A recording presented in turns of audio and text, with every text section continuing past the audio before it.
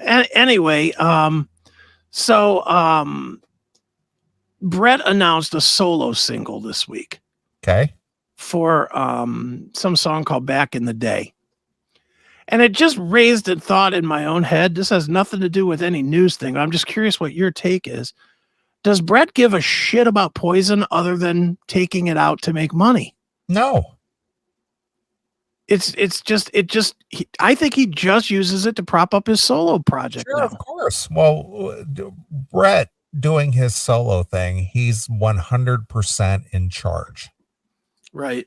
So, he's not selling out stadiums or big rooms or anything with a solo band. I mean, Right. He usually hitches his wagon to some other band or two when he's doing his solo thing. But right. Can Bret Michaels himself go out and sell out a theater or anything? No. Yeah. No, I just find it funny that, here's the opportunity for them to make a bunch of music or a bunch additional sales or some sales with something new. Right. But he doesn't care. He puts his efforts into himself, not into anything that he would have to split with anybody equally. Yeah. And he doesn't have to cooperate on the direction of the music or participation by anybody else or anything. He can basically do what he wants. He's Bret Michaels. It's the Bret Michaels band. Mm-hmm. So he's solely in charge of whatever it is that he's doing. Yeah. I just found it interesting that tour ends. He announced the Party Gras tour with Night Ranger, Jefferson Starship, and Steve Augeri. Steve Augeri going out on the road with him. All right. And but he announces that and immediately announces, hey, and here's a new song to promote the tour. The Party Gras, huh? The Party Gras. So who's in this Jefferson Starship? As a Starship or Jefferson Starship? Or it's listed as Jefferson Starship. Okay, I have no idea who's in it. Because it's really weird, whenever they use the Jefferson name, because obviously Mickey Thomas and Grace Slick were doing just Starship. Right. And then, there was Jefferson Starship prior to that, but that had to do with the participation of the original Jefferson Airplane people, like Paul Kantner, who he's gone now, but who is it? The drummer or some? I think we covered this at one point, that one of the people who may have been in Jefferson Airplane, he wasn't even an original guy, but he came in late. Then he went out and he formed some lineup and called it Jefferson Starship or some shit. I'm looking now. Let's see. I mean, it's just so subjective with, who's involved and who's allowed to use this portion of the name. Why is it Jefferson Starship as opposed to Jefferson just Starship? And who's singing? Because I think Mickey Thomas has his own version, and then there's another version that was out there running around. Here's the lineup now, and I don't know any of these names, so maybe you do, maybe you don't. Dave Freeberg on vocals. Okay. Donnie Baldwin on drums. Chris Smith on keyboards. Kathy Richardson on vocals. And Judy Gold on lead, or Jude Gold on lead guitar. So that's the lineup that has one of the members who was in Jefferson Airplane, I believe. This Friedberg guy has been there. He was in it from 74 to 84. Right. And then from 2005 till present. Right. Yeah. So he wasn't even an original member. He came in late, and I think he's like one of the sole remaining people out there from that era. Right. So he's and then Donnie Baldwin joined in 82. Okay. So he was in there for like Nuclear Furniture, I'm assuming, which was like big year for them, wasn't it? So was that under Jefferson Starship then, or was that that was Jefferson Starship? Yeah. Okay. And when did it just be Starship? I think right after that, because I'm just looking at the discography, and Nuclear Furniture is 84, and then the next Jefferson Starship album is 98. So I'm assuming somewhere in there is that Sarah album, which was just Starship, Knee Deep in the Hoopla. Right. So I'm assuming right after Nuclear Furniture. Okay. Yeah, okay. I know it's a whole weird convoluted thing, but all right. I don't know that this is true, but I'll put it up anyway. Donnie Baldwin is the guy who beat up Mickey Thomas really badly and put him in the hospital. Oh, okay. Don't know that story. I don't. Not saying it's not true. Not saying it is true. All right. He beat the balls off him, which is why he sings the way he does now. Shame. Well, what's really funny is, without realizing it at the time, but that Alvin Bishop, he had what was that? What was his most popular song? I didn't realize that was Mickey Thomas for the longest time. Alvin Bishop? Yeah. What was his something about Can't We Be Friends, or why can't we be friends? No, that's not it. I don't know. What Alvin Bishop? He's not even coming up in a wiki search. Alvin Bishop? Elvin, E-L-V-I-N. Oh, E-L-V-I-N-B-I-S-H-O-P. Alvin Bishop. Mississippi Queen, that's not it. Let's see. Alvin Bishop. Fooled Around and Fell in Love? That's it. That's Mickey Thomas singing that. Oh, is it? Yeah, see? I didn't know that. Yeah, that was prior to him joining Grace Slick. Okay. Yeah. Can we have a little of that? I like that song. Yeah, that's there you go.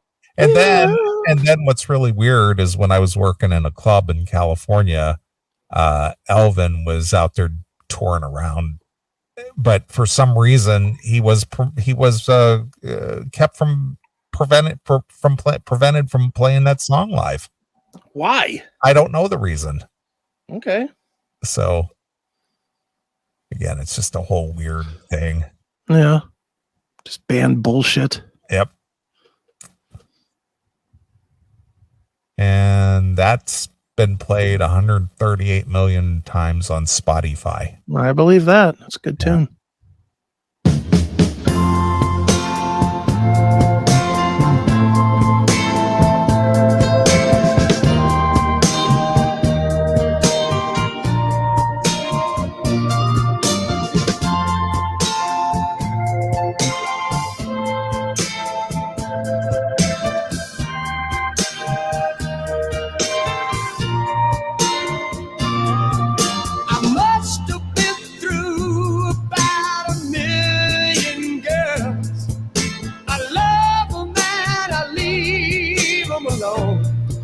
Now that you know that's Mickey Thomas, does that change it for you? Yeah, well, it absolutely sounds like Mickey Thomas.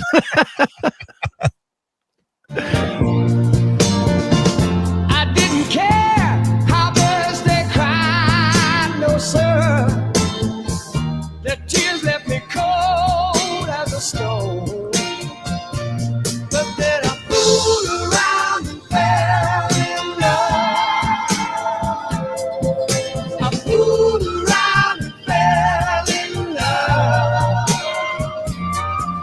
I fooled around and fell in love. Fooled around and fell in love.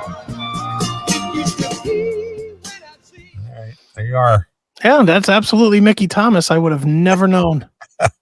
See, when I found that out too, it's just like, oh, it's one of those, oh, I've heard that song all my life and never realized that. And then, oh, I see.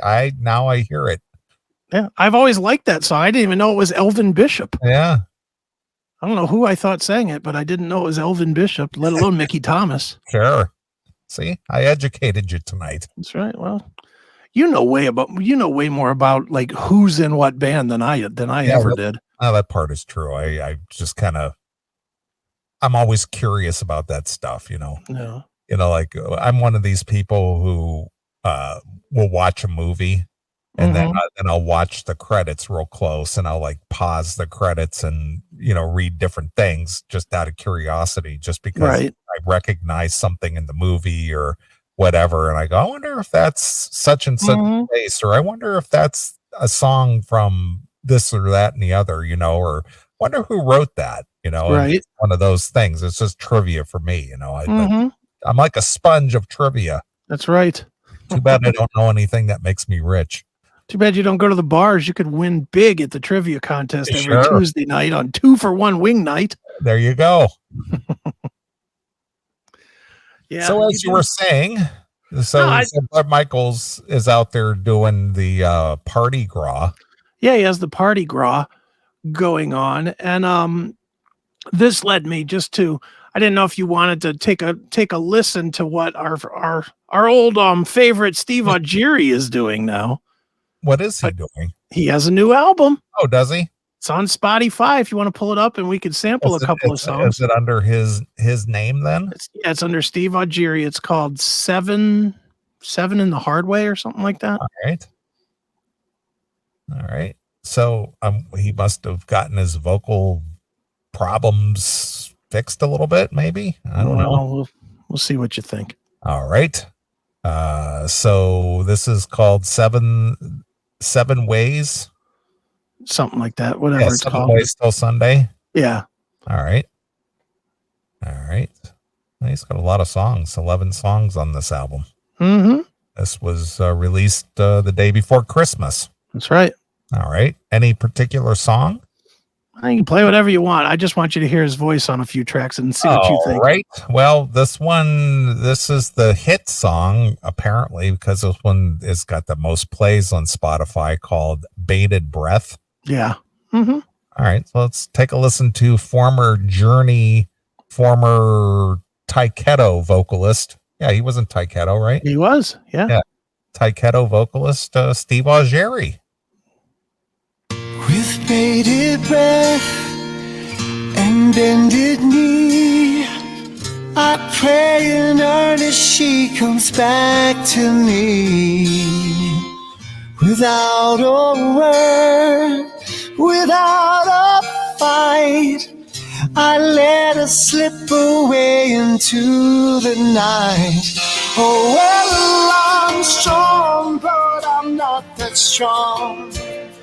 Well, he's still got that Steve Perry thing going on. I was going to say, he sounds better than Steve Perry on his record. Yeah, no shit.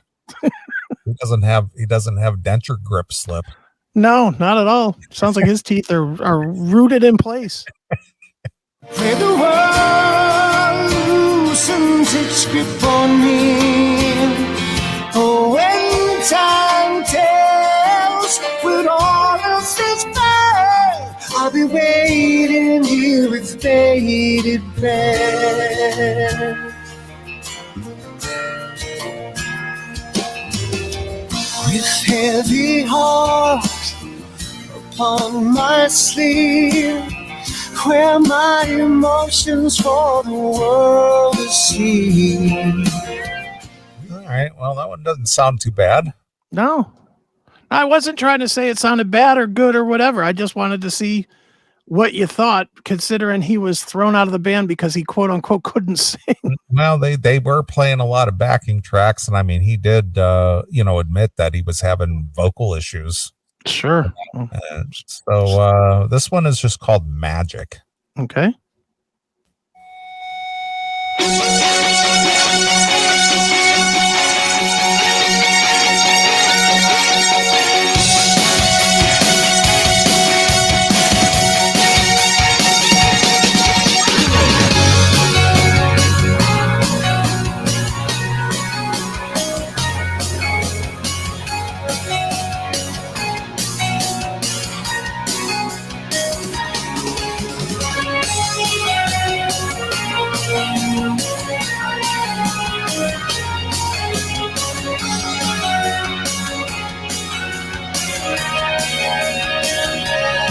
As a child, and grand illusions flew across my mind. What was my imagination? Behind the curtains, wondering what I'd find. All right. his vocals are a little buried in that mix, but yeah. What is it with these guys as they get older? They get that watery mix too in their voice. I don't know what it is. They all do it. Yeah. Got that. It's like some kind of a filter or something. Mm-hmm. And then this last song here, this one is just called If You Want. Okay.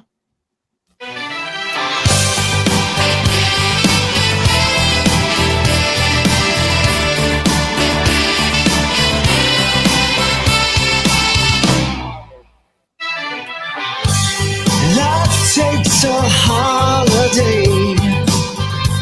My heart needs to rest along the way. Cupid's been overworked, says he's underpaid. And as the years go by, it's all true what they say, time really does fly. Seems there's never enough for the dreams or the plans we've made. And once in a while we remember to stop long the way. Well, he sounds okay. Yeah, he sounds all right. I don't think he sounds terrible. Just kind of, he's just kind of there. Yeah, sounds like Steve Augeri. The thing that I walked away from listening to this thinking it's a little weird is, how's that going to play next to Bret Michaels? It's pretty soft. Unless he's going to cover some Journey tunes. Well, he's going to cover some Journey tunes. He might as well do all Journey tunes. Right. I mean, I don't think he's going to draw from his catalog, maybe one or two songs, but I guarantee you I'm going to guarantee you that he'll do Journey songs. Yeah, and not his Journey songs either. It'll be any way you want it. Or of course. And he'll maybe throw in a couple of covers, some covers of some kind, and maybe throw in maybe one or two of his own songs. Right. Probably true. Yep.